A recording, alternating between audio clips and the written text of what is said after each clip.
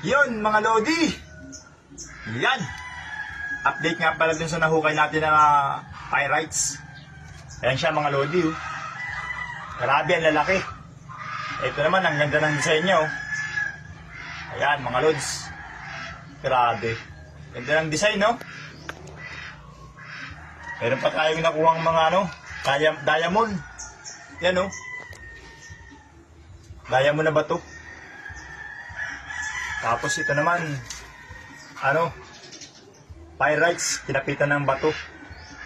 Ayan, oh. Ang ganda, di ba? Hindi ko lang alam kung may kasama itong tinatawag na bita. Pero sabi nung iba, yung sa una natin ginawang video, may bita raw itong kasama. Hindi lang, awan ko lang kung meron. Kasi, hindi na namin masyadong nahukay. Matigas na yung ilalim. Sobrang tigas na niya. Kaya hindi na namin nakuha yan. Ang dami namin nakuha, oh. Tigas yan.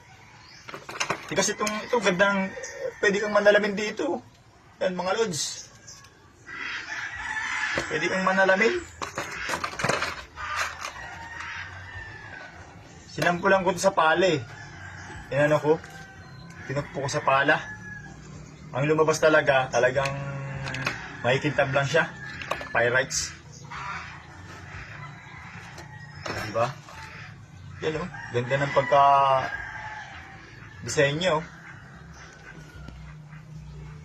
O, yan. Ito yung mga nakuha natin mga bato, mga pyrites.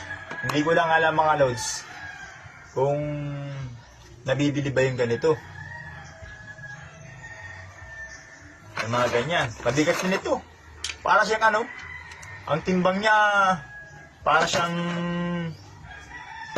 tawag dun? Para din siyang kasing bigat ng ginto. O bakal. Ayan o. Isagin natin. Basag tayong isa. So. So ayan mga Lods, oh. Oh. Yung loob niya talagang makintab. Yan. Makinang talaga kahit yung loob niya. Tapos may mga batong puti rin sa loob. Nakalat ng mga Lods, nakaganyan to sa lalim, oh. Yung butas namin, pag ganyan, nakapahalang. Tapos nung nahulukay ko na siya, yung una malambot lang siya sa sayaran. Tumigas na yung sayaran. Hindi na kami nakakuha. Pagtikas ng sayaran, dami, oh. Ganito lang siya karami. Pero, abot 1 kilo. Ligit pa. Ligit pa 1 kilo mga Lods. Ganyan karami, oh. Yan mga Lods. Ito na yung nakuha natin mga pyrites. Hindi ko na siguro papalalimin yung butas namin. Kasi matigas ng maigi. Hindi na kaya ng pala namin. Yan. Maraming salamat sa panonood yun mga Lodi. Comment naman kayo dyan sa baba kung kung mayroon ba itong halaga o wala. Yan, thank you mga Lods. Maraming salamat sa panonood.